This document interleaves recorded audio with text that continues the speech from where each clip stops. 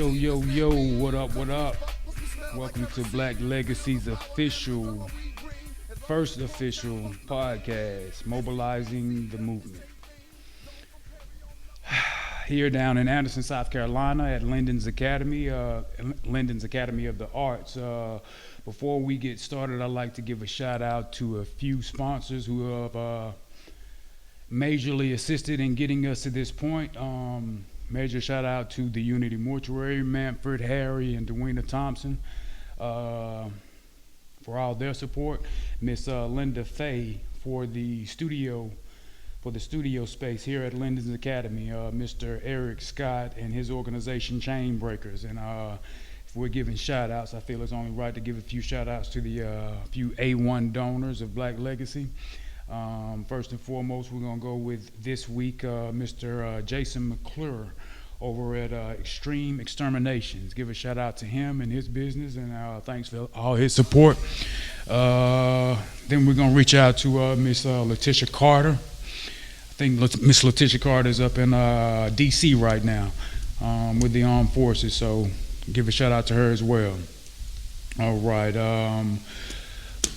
Initially with Black Legacy, of course, our initial project is actually project is probably not the best word to use, but we'll go ahead and use it now. It's probably not the best thing to say, but project is our initial focus is probably for the cemetery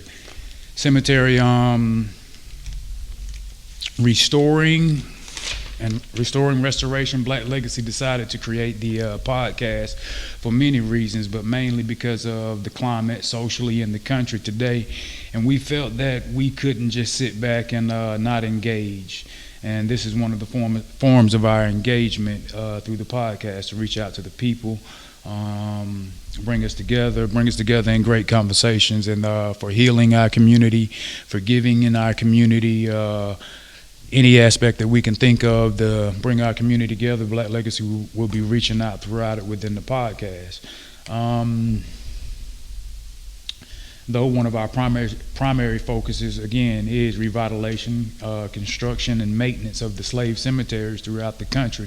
For more info on our direction and purpose, please go to our website, and our website is www.blacklegacyinc2019.org. That's www.blacklegacyinc2019.org. You can also connect with us on Facebook at Black Legacy, INC period. And we also have the IG account. IG is Black Legacy INC. So you can reach out and support us on any of those social media sites. Other than that, Black Legacy is a 501(c) nonprofit, and we can't do the job that needs to be done, especially in the cemeteries, without the support of donors. Monetary and also in the form of community service as well as monetary donations. And the community service will be needed heavily on a lot of projects that we will be moving into here in the near future. So just keep up with us on the website and on IG and Facebook, and you guys will be able to reach out and give some of that community service that we're actually going to be needing so greatly here in the near future. Let's see. Guess it's about time to get on to the show, and let's see how we go. Today's show is actually very personal to me. It's actually personal to the town of Anderson, South Carolina, but this is a story that this type of story has actually happened all across the United States, all across America, and the world for that matter. Here in America, there is a climate that is actually present that says because the black community is united in fighting pressures from the outside, that sometimes we ignore what happens inside our community.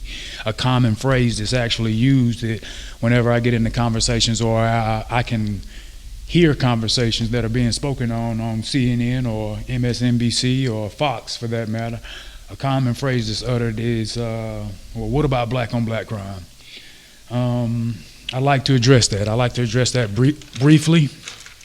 As far as the black on black crime, we don't have an issue inside of our community gaining convictions or long sentences.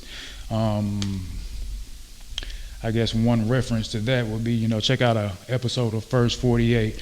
With that being said, at the end of those shows, they'll give, you'll see the long sentences that they receive from their crimes or whatever. And even with that, there's not a lack of the community being involved in those cases. And what I mean by people speaking on those cases, I think in the hood we call it snitching or whatever. So that's definitely abundant in there also. So, but going on to the effects of the community, our community suffers with black on black crime in two folds.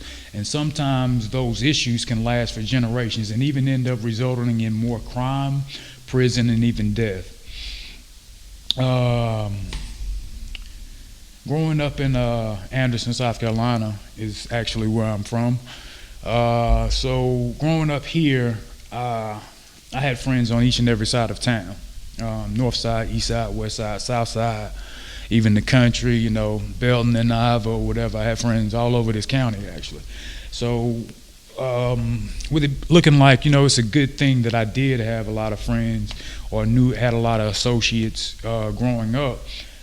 On one hand, yeah, that is a good thing, but then on another hand, I think that it's a hard thing because I knew a lot of people and a lot of associates and a lot of friends who actually died, who actually got killed before, they made it to adulthood or shortly after adulthood. So that's the downside to knowing a lot of people, especially in a town like this. This story, if you went to high school in Anderson, South Carolina between 92 and 96, the odds of it, you remember the story of Mr. Shedrick Gaines. And I don't want to mispronounce that because in high school we call this fella Shed, Shed, Shedrick Gaines. I went to high school with him. I played and I practiced with him on the football field. He was on varsity with my older brother while I was on JV, but we actually practiced against them at least, once or twice a week. We would practice against the varsity. So I knew him from there initially or whatever, actually knowing him in more of a friendship and getting to know him type of atmosphere. But I also knew him from seeing him, I guess, in the Earl homes. I seen him grow up in the Earl homes, and anyone from Anderson that's actually hearing this, I'm sure everybody's affiliated with the Earl homes in some way, shape or form, even though they're no longer exist. But a lot of times on the weekends when we were hanging out in high school, there would be times when me and Shedrick and a lot of the other athletes would end up in the same place. Now, a lot of times when people pass, a lot of people have put themselves in a position to be the best of friends of these people. We weren't the best of friends, but we were definitely friends. Whenever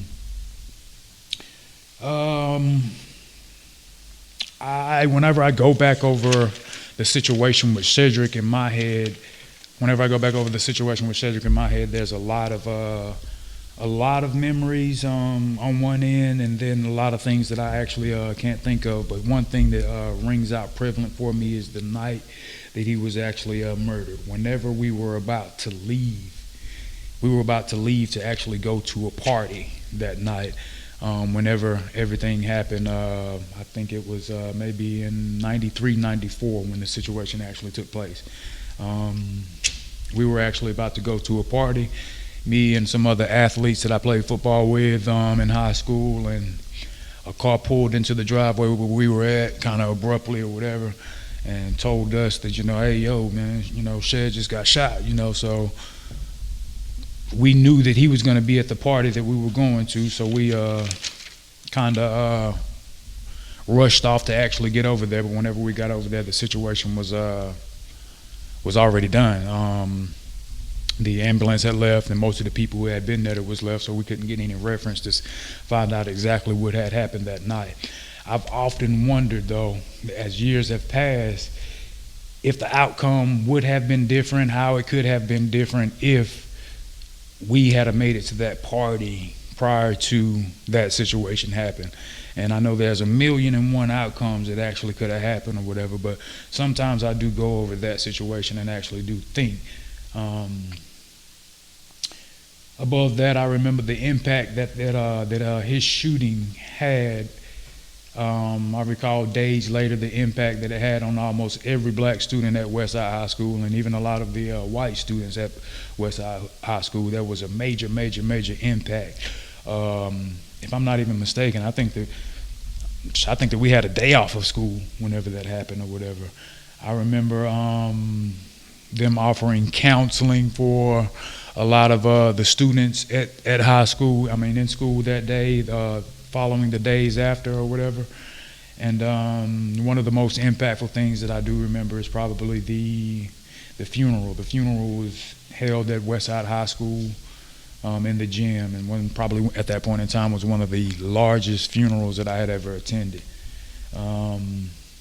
Very sad. For those who didn't know him, I can't really express in words the size of his personality and the void that it left for all, not just the football team, but really all of the sports teams, and really not just the sports teams, but the entire school was different whenever he was gone. So, as I said earlier, the situations like these affect our community on two folds, and discussing these situations can, in a way, opening some of the old wounds or whatever. And that is not the intention to open those wounds. The intentions is more so based in showing and promoting growth and forgiveness and acknowledgement for the next generation, to possibly help that next generation not make the mistakes that our generation made. And I think that if we can, whether it's one or two or three or four in each generation, at some point in time, our community will be a lot better off than it is today. Collectively, with each child making those better decisions can lead to, that in itself, a better community. I wanted to go through that spiel to really make sure that I hit some points. Of that I didn't actually want to forget. I definitely wanted to go into and speak on Cedric before I introduce my guest, and before I talk about the situation. I wanted to shed some positivity light on the man that we're speaking of, situation or whatever, and what I remember from Cedric in himself. But rather than do that, I'd rather just reach out to everybody and reach out to the community and actually get a vibe on the entire situation. There's someone very, very, very, I guess, here as of lately, I guess it has been very, with the conversations that I've had with this person, they've become, I guess, very dear to me with the impactful things that they've told me and the impactful things that they've actually taught me here in the past few weeks. And we don't have a very lengthy relationship.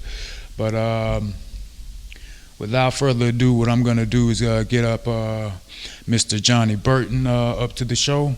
But before I bring him up, I'm going to let y'all know that with the situation, Cedric, and I guess I'm hesitating on or fumbling on actually introducing him correctly, because Cedric was actually the situation that happened with Cedric's murder was on the flip side of that situation was Mr. Johnny Burton. Mr. Johnny Burton is actually who we're interviewing today. I don't want to spoil absolutely any of this interview by speaking on this, that, or the other with it. I would like to get him up here, let him conversate with you guys, let him, hear some of the questions, and I hope that I'm filling the questions in that you guys actually want to ask, and let's take it and see how it goes. Mr. Johnny Burton.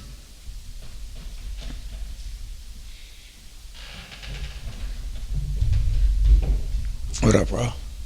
What's going on? I'm good. So I see you step up to the set and to the mic with with your fresh yada wear on, you know. So, you know, with your yada wear on. That's a local designer here in Anderson, South Carolina.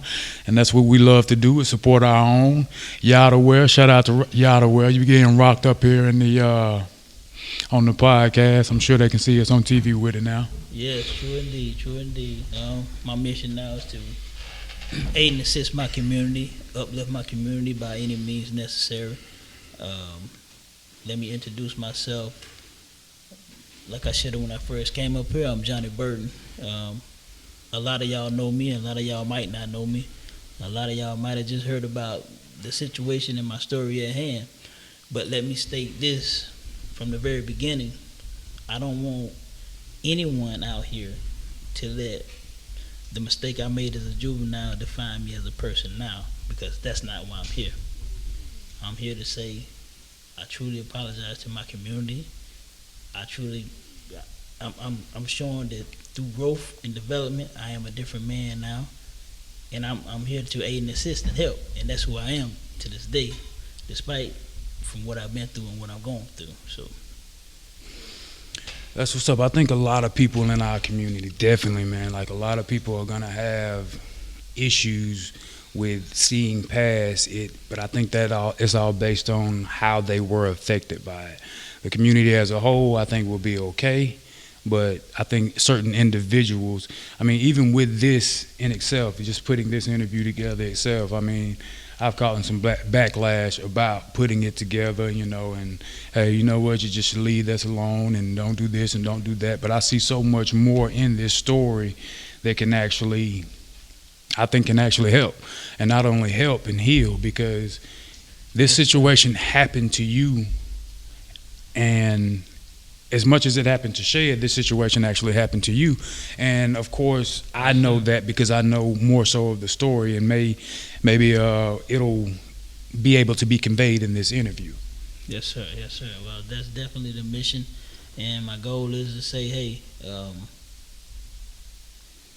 as a young mind, impressive mind, and you growing up, and you in the community of things, and you see things, you kind of influenced by things. So that kind of led me to being, I would say, no positive role models, led me kind of to the streets for aid and assistance, and just growing up. But young, I don't think I was any different than any other kid. Speaking of growing up here in Anderson, South Carolina, man, I mean, a lot of places,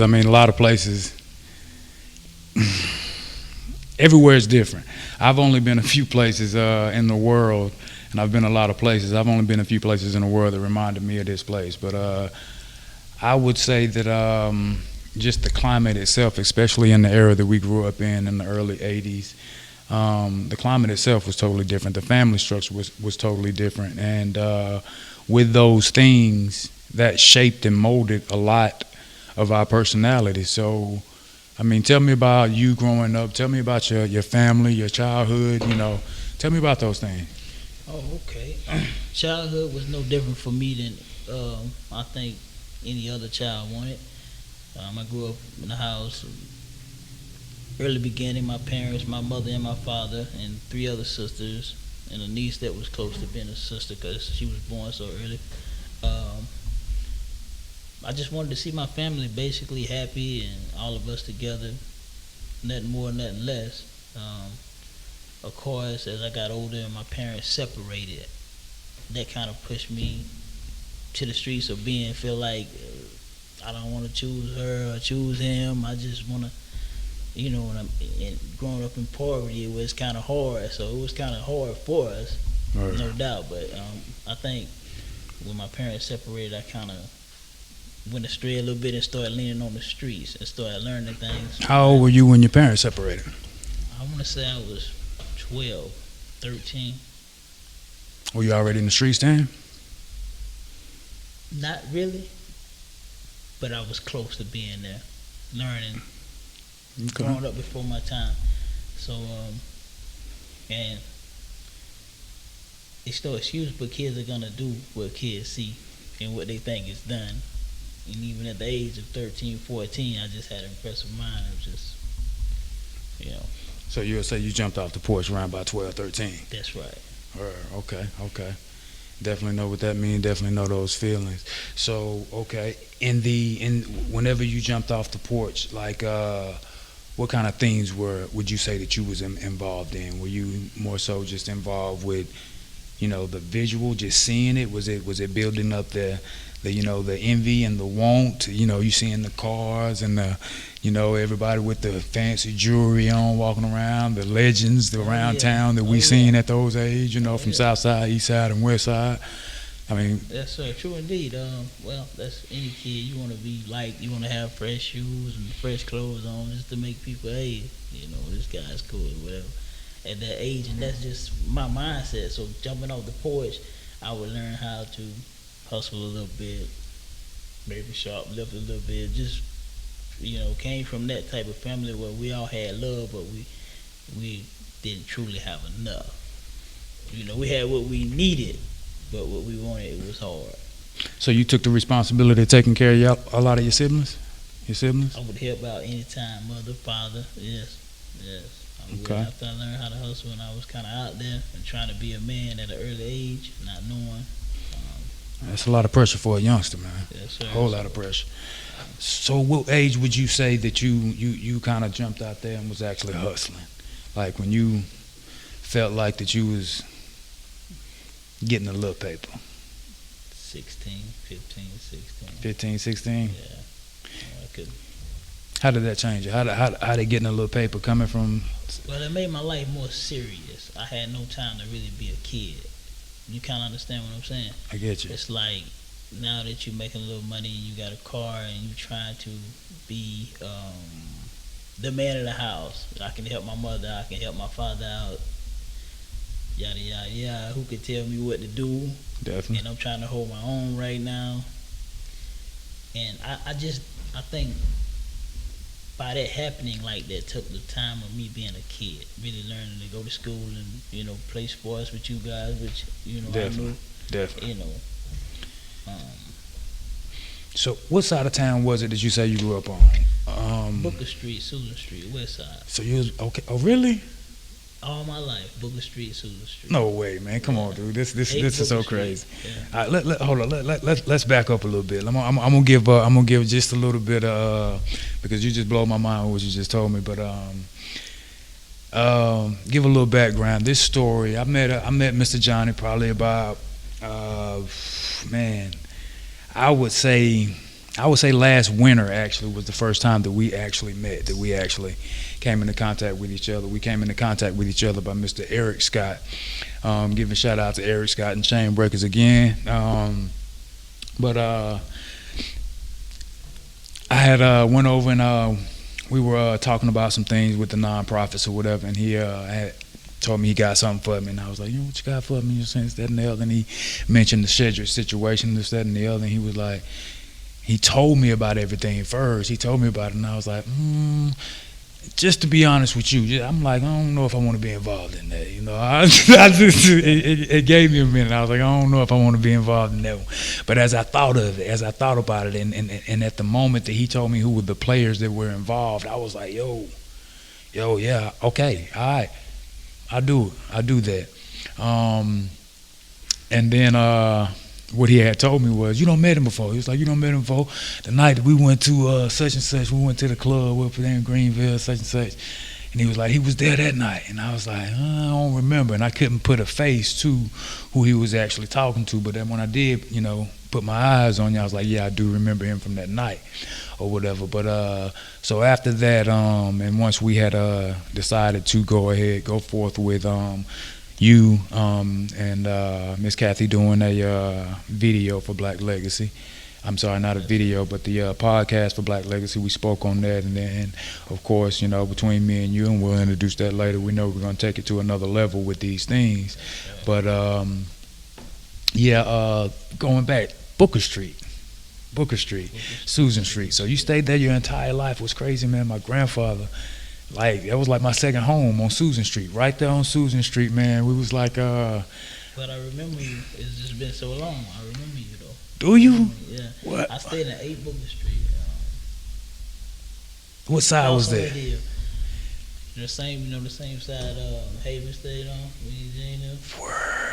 Stayed right beside him, like 2 houses. Up Like top? all of us grew up together. That's Up right. top. That's right. So y'all ain't never flood over there.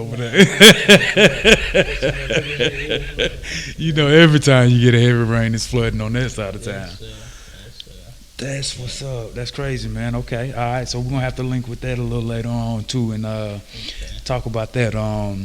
But jumping back into the story, man, of Anderson and growing up around here or whatever, as much as that was enticing, I would say I'm no stranger to the streets. That's right. Not being a stranger to the streets or whatever. It was with being an athlete. I would say, I mean, because I had a little more guidance, and you were the older brother, and I was the younger brother. So my older brothers were, I would say, at that point in time, a little more involved in working, and if they had to be involved in the streets, were even more involved in that than me, and that gave me the leeway to continue to play sports and athletics and stuff like that. So it made it easier for me. But the pressure was on them. And in a way, I do understand the pressure that was on you growing up with younger siblings and seeing them do without. That can affect absolutely anybody.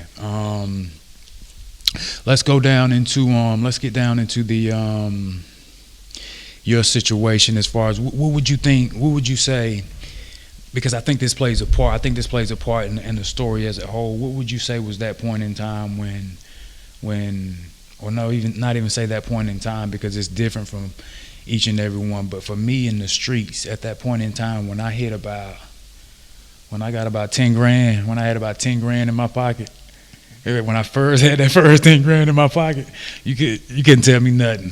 I mean, like, everything changed. Like, my attitude changed, my facial gestures changed. I mean, just everything changed. I talked different. I had like, yeah, what's happening, maybe? You know what I'm saying? You know, I had that baller attitude. I know I didn't have nothing now looking back on it, but what was that money point that made you out there feel comfortable? Well, to be totally honest with you, I don't think I even generated enough money to say I was totally comfortable. But I had money coming in where I could buy what I wanted. I had a car. Okay. 15, 16, you know, very excited about that. So, just being a man, not knowing at that time and that point in time in my life, brother, as I got older now, I know where I should have been. Like, you know, really focus on school, and really focus on doing something else positive with my life. No guidance, but I can't say I hustled enough where I survived. I had money in my pocket. Okay. I wasn't really worried about, you know. Can't really say I was comfortable, but I had enough. I was good. At that young time, my young mind, yeah, I could pay my bills. Cool. Yeah. Cool. Did you work too? Did you have a job? Did you ever have a job at that point in time? I had a job. I worked at Burger King. Oh yeah? Yeah, I worked at Burger King with a lot of guys who went to school with us, West Side with us. Okay. Yeah, so. Having a gig does form a level of some responsibility, definitely out there in the streets or whatever. But I would think with being in the streets and working or whatever, just working was probably just a little extra or whatever, and something, something you know, to keep you on track or whatever. Oh yeah. Yeah. You had a crew? Was you with a crew, or was it just you out there hustling? I mean, I know you. I don't want to take any names and incriminate anybody who may want to be incriminated. I had several friends that I grew up with around the Booker Street, Susan Street area that and we always stay connected even to this day. You know, so it's been a major respect thing. All of us grew up together and just stayed together. The situation at hand, when I went off to prison at the age of 17, it kind of changed a lot of their lives, where they started doing something different. So, my situation kind of enlightened them, hey, this is what could happen out here, you know, change. So, and even though when I did go to prison, I had a lot of support from a lot of these same guys. Really, yeah, that was definitely one of my questions. I mean, whenever you got up to the point where you actually went to prison, that how many people were actually there, your road dogs. And I mean, that's a common thing to say nowadays. Yeah, my boys, they 100, my boys, they 100. But I see a lot of people that come out of prison and they like, yo, this ain't nothing. Yo, they ain't did this for me, they ain't did that for me or whatever. So the cat stuck by you. The cat you was rolling with really stuck by you when you was there? Yeah, for the most part, the majority of them always been there for me. Day one, I can't lie. Tell me, how did you know Cedric? How did y'all meet? Well, like I say, all of us basically went to school together. So we would see each other in pass. I know we was, at one point we was cool. We never had no beef at one point. He would speak, I would speak. That would be it. So I can't say we was friends, but we was cool. Well, it wasn't no issues, Just a mutual respect. Mutual respect. That's basically what it was. And then we had friends of friends. Like, you had a set of friends that was on the football field, and all y'all was a different type of friends. Definitely. And I had friends that I was cool with, and all us was different type of friends. So how did it get to the point where it was astray? And I mean, just knowing where Shed grew up in the Earl homes, from all I remember. That's right. And so that's a quarter mile away from Booker Street, Susan Street, from where he grew up, if even that long. So y'all really grew up like basically next door to each other. Right. The same neighborhood. How did it come to the point where y'all relationship was estranged, being so close to together, and then even being estranged, and how did it? Yeah, let's go into that. Like, how did that happen? Mainly, initially? I would say because, just like I was speaking, friends of friends.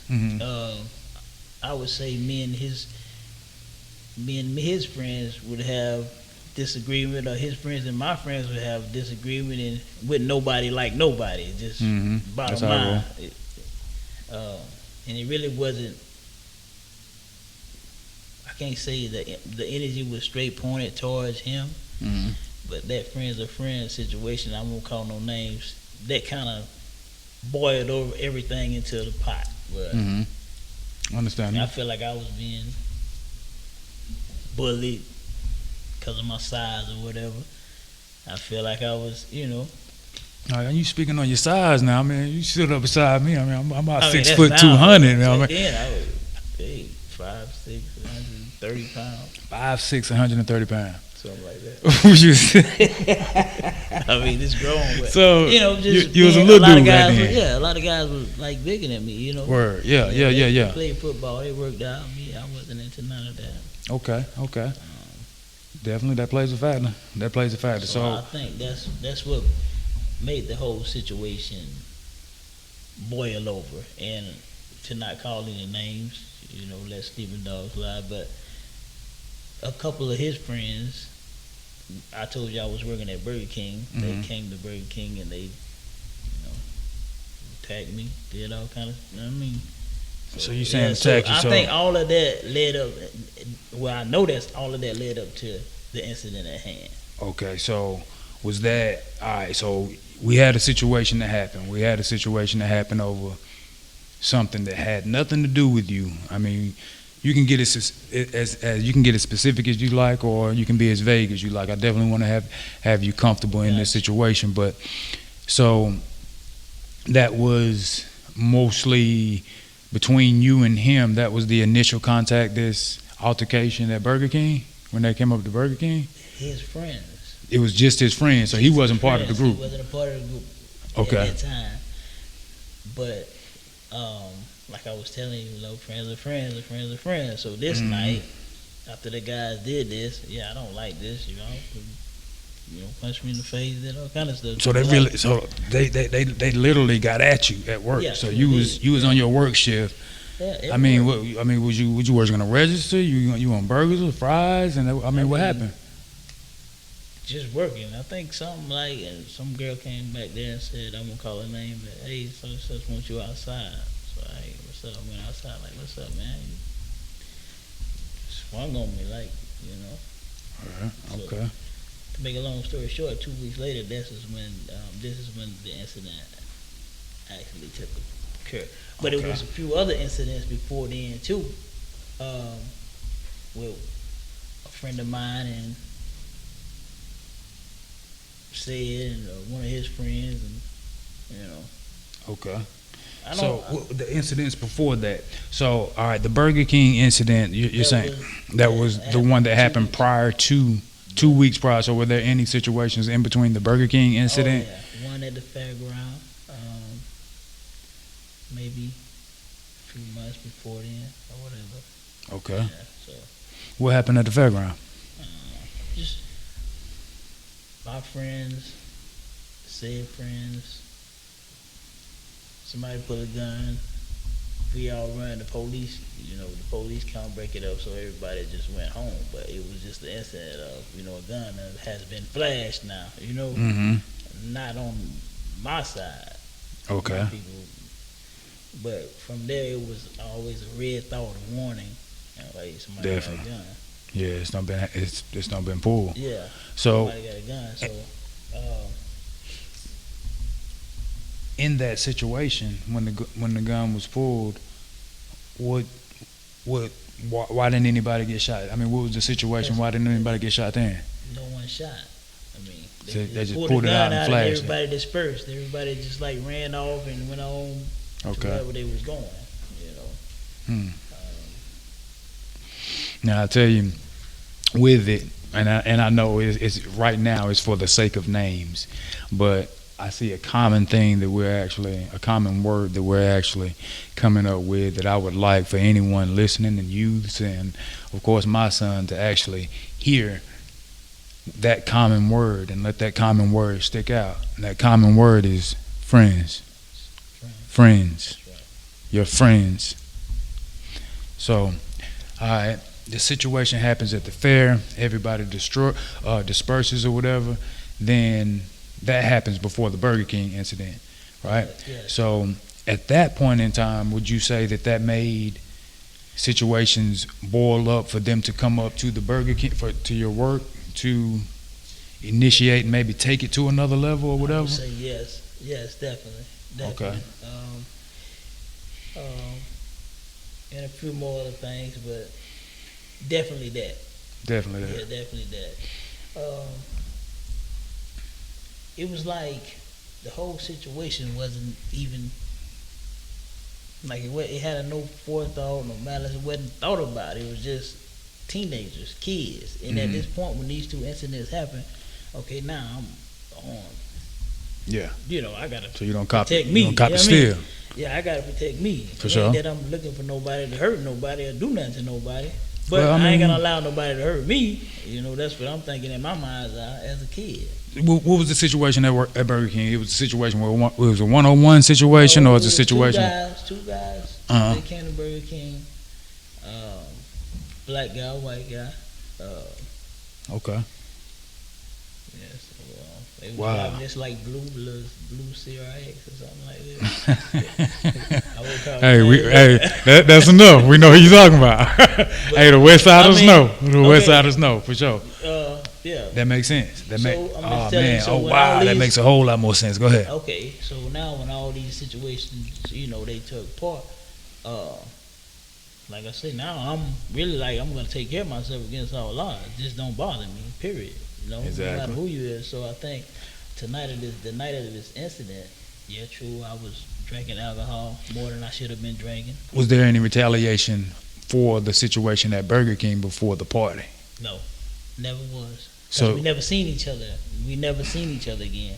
Me and the two guys. So we never seen each other again. Period. I mean, all But- right. So now that you know that all of them are friends, Yeah. so this is where the energy coming from. The negative energy, I'm gonna protect myself now. Y'all done did this to me, and now, I was just in my mindset, not really. And like I said, even if it wasn't Cedric, if it would have been anybody who would attack me that night, it probably would have happened just like that. I get that. I do understand that. the part that I want to understand is the part of your mentality after the attack at Burger King. A lot of them, I mean, of course, there was confrontations growing up with, different groups all throughout high school. So with that being said, of course, a few people in my my groups, the cliques that I roll in, they took some ass whoopings here and there. But the attitude that was had after somebody don't took an ass whooping, we gotta go handle this. We gotta take, fuck that. We're going, and it would be a situation like, I remember a specific situation where, and fuck that, we going to this cat work. We going to where he work at. We going to, and we went to where they work, where this cat worked at, and acted like niggas. You know what I'm saying? For lack of a better word. You know what I'm saying? So in that situation, my question would be, what made you not want to react like that? Well, I would say the 2, maybe 3 weeks that went by, I kind of calmed down after they attacked me. I was like, well, I ain't worried about it no more, but nobody better not try me again. You kind of understand what I'm saying? I get you. If I would have probably seen the guys right after then, a week after then we probably would have had a problem. Mm-hmm. But as the time went on, I'm trying to be a man now. So I'm 16. I'm about to turn 17, and I'm trying to, really take care of my family and make money and just be the man of the house. That's what I'm trying to be, because this is where I came from. I had to grow up fast. Okay. So my feelings was like, hey man, next time somebody try me, I'm gonna take care of myself. Bottom line. I get that. It is what it is. And especially being a smaller person in an environment or whatever. I mean, everybody got different effects. Everybody got different mentalities from situations like that. I mean, and in a lot of ways, I think that, on another show we're gonna have some psychological psychologists on here to actually look at it, because I'm almost definite that taking an ass whooping that's a form of PTSD, and you don't know how anybody's gonna react to that. You know what I'm saying? And that goes with the same thing with domestic violence and things of that nature. You don't know how somebody's gonna react to that. You have no idea. Let's jump into this. Let's jump into that night. Let's jump into the night of the incident, the night that actually changed your life, the night that you probably have thought about in so much detail over and over and over again. Tell me how. Matter of fact, we don't even have to start at that night. Tell me how that day started. Tell me what you remember about that day, that morning, going up into it. Tell me about any foresight that you may have seen that this day was going to be the day that changed the rest of your life. Okay, that day, January the 20th, 1994. Was like, just wanted to go out and have fun. Not seeing nobody, not hurting nobody, not looking for nobody, no nothing. Just the average day. So I get up and get myself together, and this night, and I call a couple of my friends, 3 more of my friends, and we go to hanging out. And you driving? Yeah, I was driving. I was the only one that had license at the time. My car. So I had 3 other friends with me. So we riding around, drinking, having fun, just like any other teenagers would be doing. Then we hear about this party, and this party is the night. I actually know the lady who owned the house because she dated my cousin. Okay. And come to find out later on that actually they was like my family. So all of this whole situation is like, my family know Cedric's family. My family know I supposed to be some kin to the people who own the house that the party was in. So all this night my day was good. We having fun, and then we end up at this party. We there an hour before anybody that we knew came. A whole hour. So we in there having fun, drinking, just doing what kids do.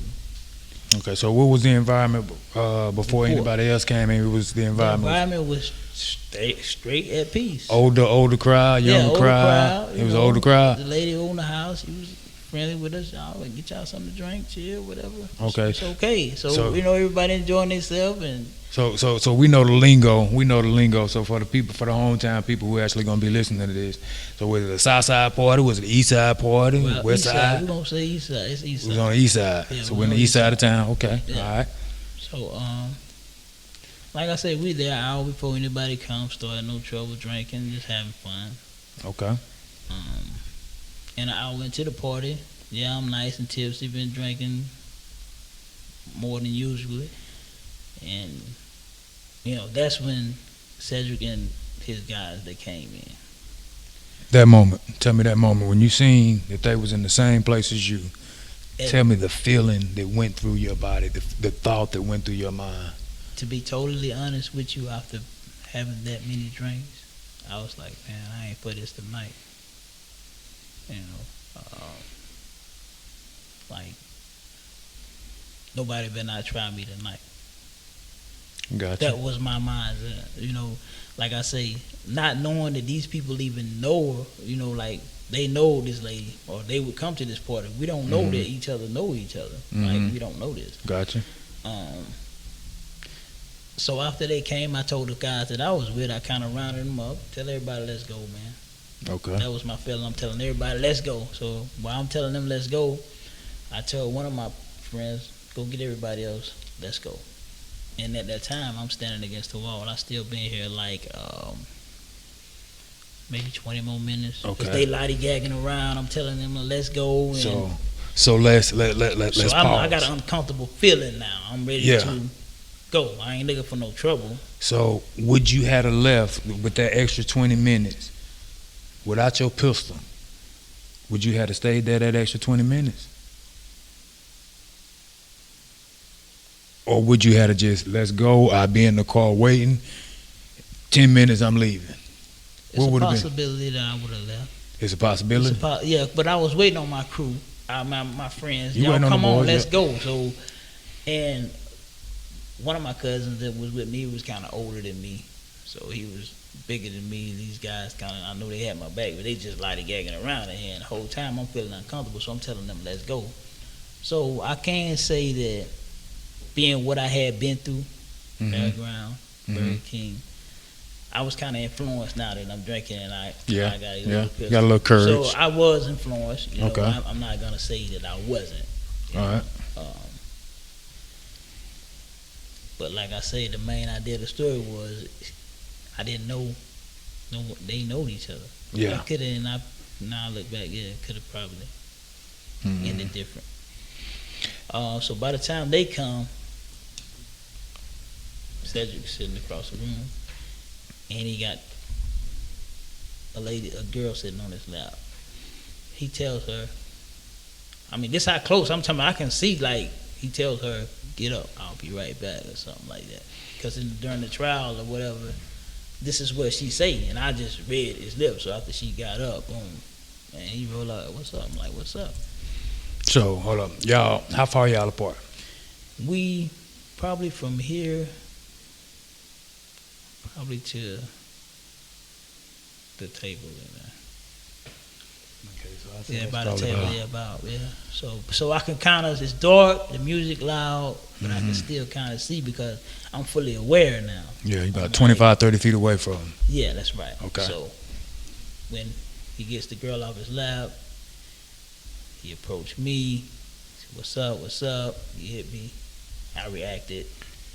So he got her off of her lap, his lap. So he stood up and he's walking towards you. You got a visual of him walking That's towards right. you. I see him coming. Like, Okay. What's up? Yeah. Now he says what's up before he gets to you, or he waits till he gets to Throw his you? hands in there like, what's up? After Me? he gets her off his lap and then throws his Yeah, hands like, up. what's up? I'm like, what's up? Yeah. He approaches me. I'm already Faded. ready, feeling like, hey man, not tonight. Word. You see what I'm saying? Word. And after he swings, I shoot.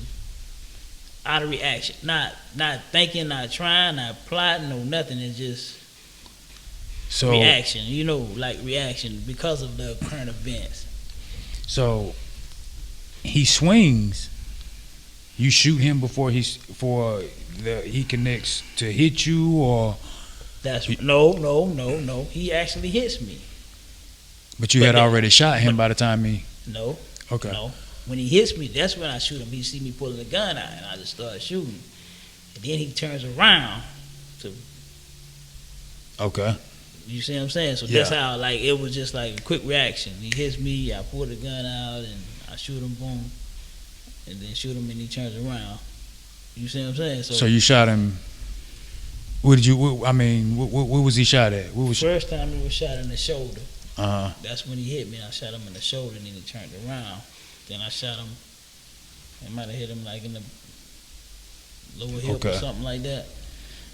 But me, just like I say, just that spur of the moment of me not just. It's just a reaction from the hit. That It wasn't that I. wasn't premeditated. Yeah, It was like I just say, it wasn't a my reaction. it was never my mindset to say I'm gonna go ahead and I'm gonna see Cedric and I'm gonna shoot him or something like that. Yeah, definitely. That's why I made the statement that if it would have been any of them guys, if any one of them guys would have hit me at that moment, then that would have happened. So I'm not saying that it was even totally directed to him.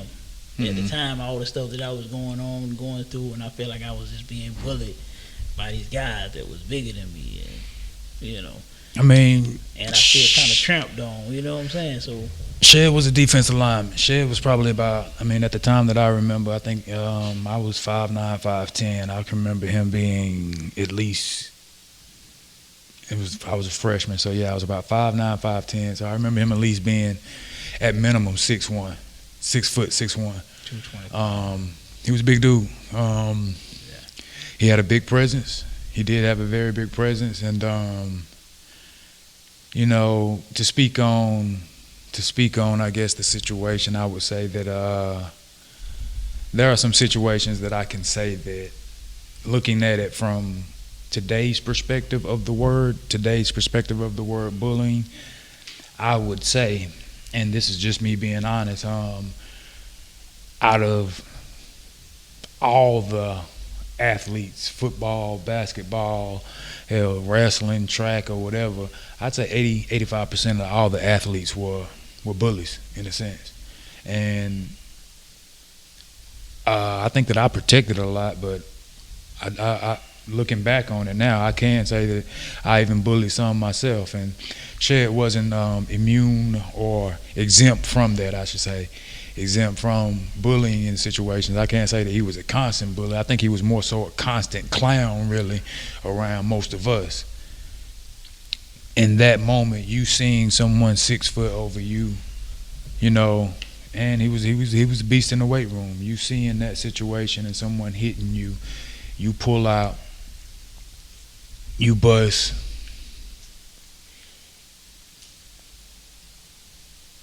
At that moment right there, as soon as you know that your bullets don't hit, next thought. I was like froze, man. Like, I can't believe it just happened. I can't believe this just happened. Like, I was stunned, froze. And I was thinking about, like, what just happened. And at that point, I went outside. And I got in my car. And with all the commotion, the friends that I had with me, they was in the car. They was right behind me, ironically, so fast. So we all get in the car and we left. But amongst us leaving, my adrenaline is so high, and I'm speeding, and I got the lights off, and the police is like right at the store on east side. So they started chasing us immediately. So we get out the car and run. All of us get out the car and run. I make it home. I call my parents, my father, my mother, and I explain to them what just had happened. Wow. And So I'm gonna pause you there for a minute before we get into the conversation with your parents. Um, so you get into the car. Your boy's in the car with you. You click in the car with you. You headed down. You on East Side. You headed down to the store. Um, High crime area, high drug area. Police see you. Police get behind you. They give chase. Did anyone in your car? We're gonna pause after this and take a quick break after this question here. But did anyone in your in the car that night get caught? No one. Nobody got caught in the car that night. No one got caught. Okay, cool. We're gonna leave. We're gonna go for a quick break, real fast, and then whenever we come back, we're gonna jump right into the conversation that you had with your parents after you had made it home, and the situation following up to that, going into the trial. But we'll break right now. Well, we left off at after the incident, after the shooting, at the party. You went. You got into the car over on East Side.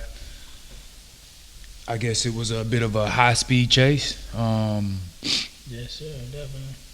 And you bailed out of the car, and I'm sorry, everybody bailed out of the car, and everybody made it away from the cops.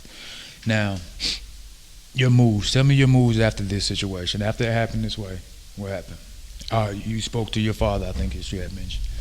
Yeah, so after making it safely to where I was going, I called my mother and my father, and I told them what had happened, and they was both like, come home. So my mother picked me up. We all went to my father's house, and we talked about the situation and what had happened. And to be real, my father was like, I don't know what to do right now. Just go stay with your grandfather until I can figure this out. My mother was like, no, turn yourself in. You was defending yourself, and we're going to help you get a lawyer or whatever. We're going to try to figure this out. So 3 days after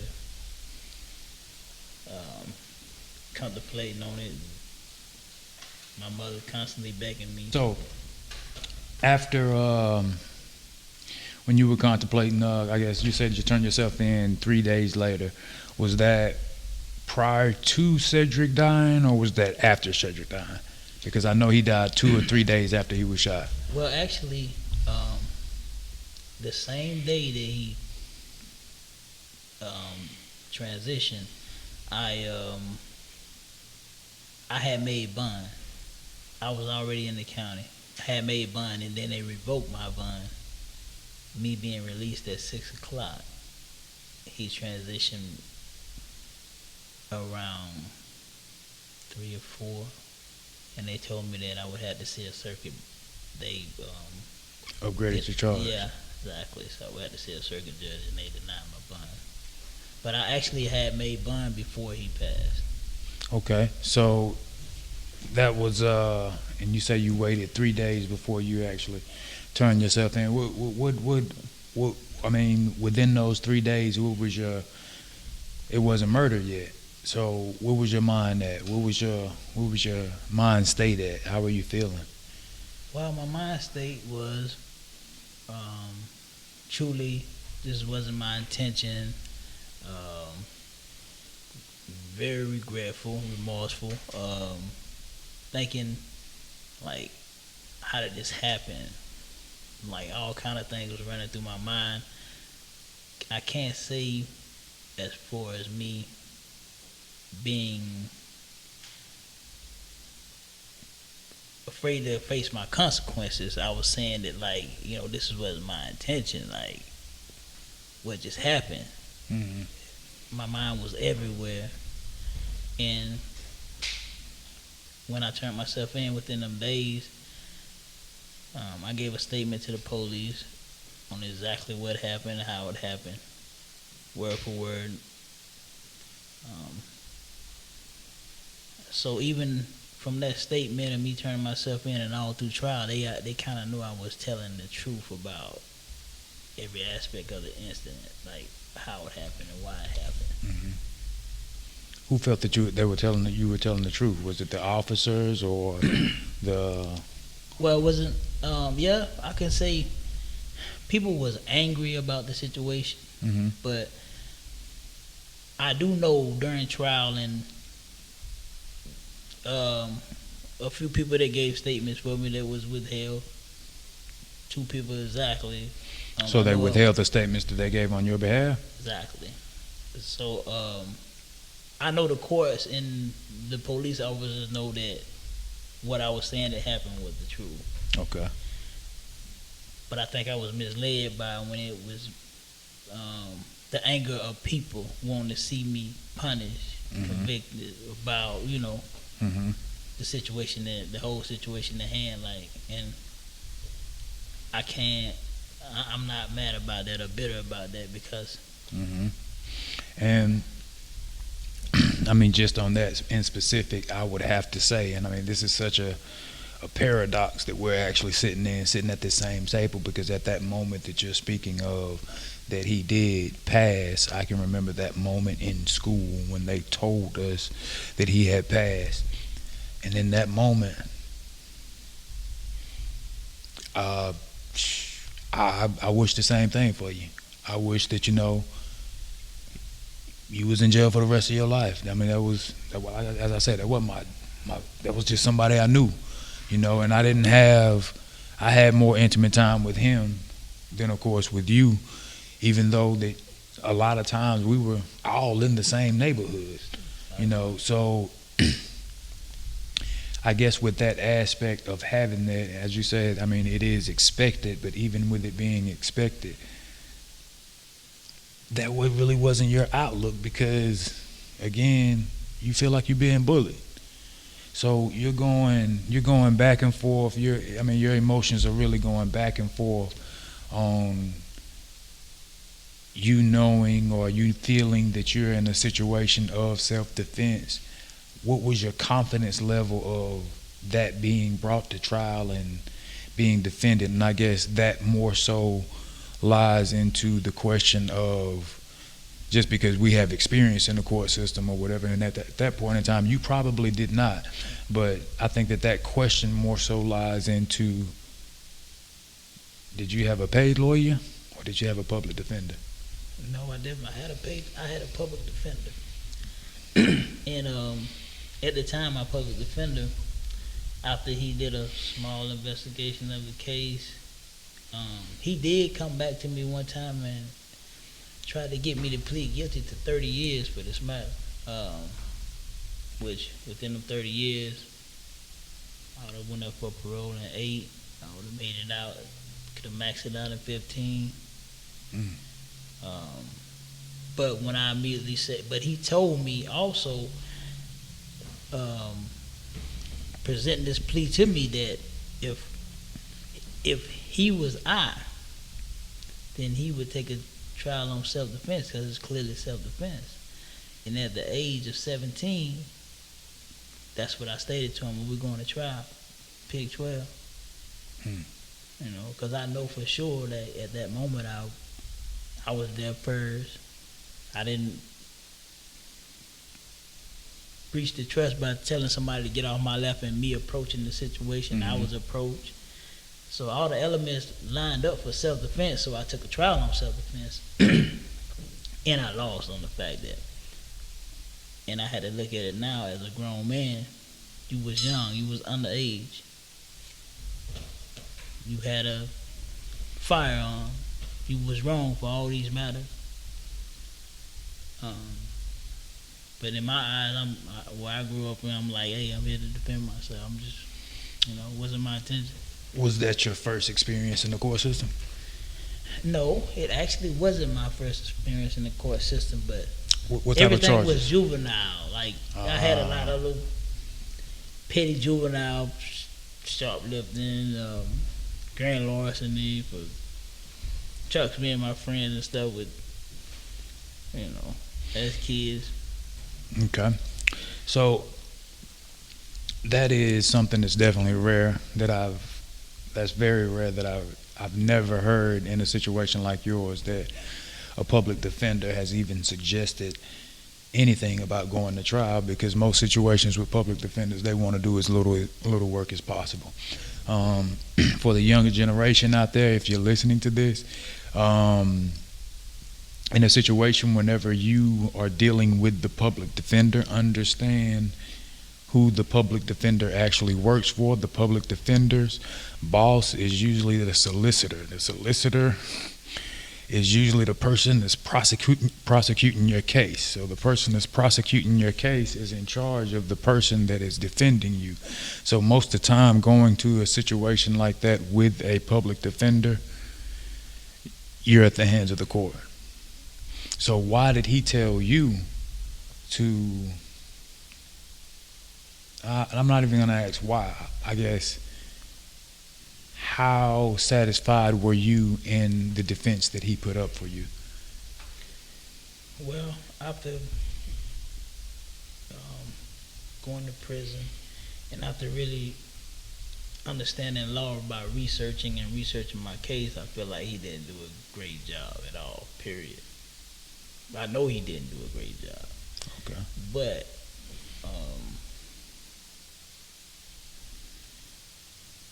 for whatever reason, I don't know why he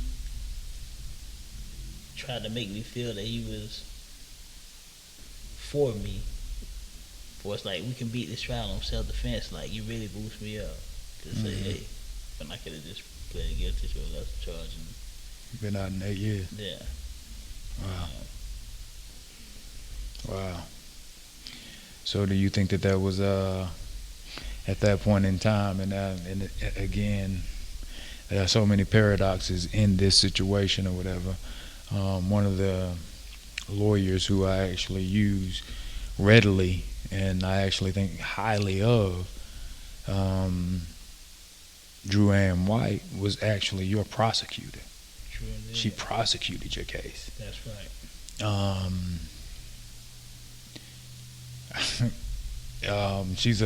She knows her stuff. That's what I will say. So do you think that it was something, kind of sideways dealing with that? I just don't understand why he would have wanted you to go to trial to waste that taxpayers' money. That just doesn't make any sense to me. I mean, because for one, it was a lose-lose for everybody. I mean, he lost the case, you got more time, lose-lose for everybody, I guess, except Drew Ann. Yeah, well, Tell me the perspective, I mean, being from Anderson and the reputation that she has around Anderson, tell me the perspective that you had of Drew Ann White during the court case. as a prosecutor, I feel like, hey, she was one of the dirtiest players in the game. If she wanted to be dirty, she could find you guilty. I was guilty regardless of whatever I said. I felt like that at the time. And I can see now, after researching, why my public defender felt the way he felt, because we had a gentleman, and I won't call his name, but he wrote a statement on my behalf that exonerated me, basically. Wow. It proved that everything I was saying was the truth. But the whole time, he knew about the statement, but when Drew Ann decided to withhold the statement and not share it with the defense, wasn't nothing else he could do. I found out about the statement 10 years later. Wow, Through a so private investigator. So there was a piece of evidence that was withheld, and you found out about it 10 years later. 10 years later. 10 years later. Wow. And that one piece of evidence, I still have it to this day, but it would have exonerated me of the charge of murder. Mm-hmm. Manslaughter. Yeah, probably found, but definitely it would have proved that it wasn't a forethought of malice, because it proved that Cedric was grounded. He told the girl to get off his lap. Mm-hmm. He removed her, and he approached me.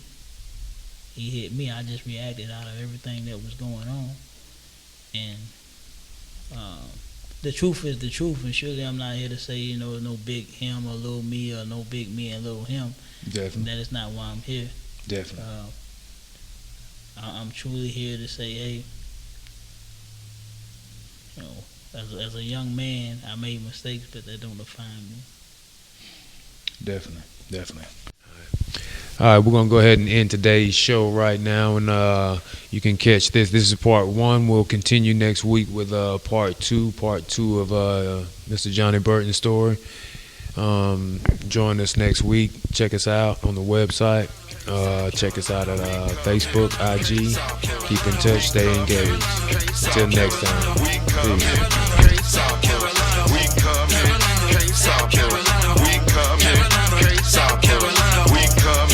Can't stop us. We coming. Can't stop us. We coming.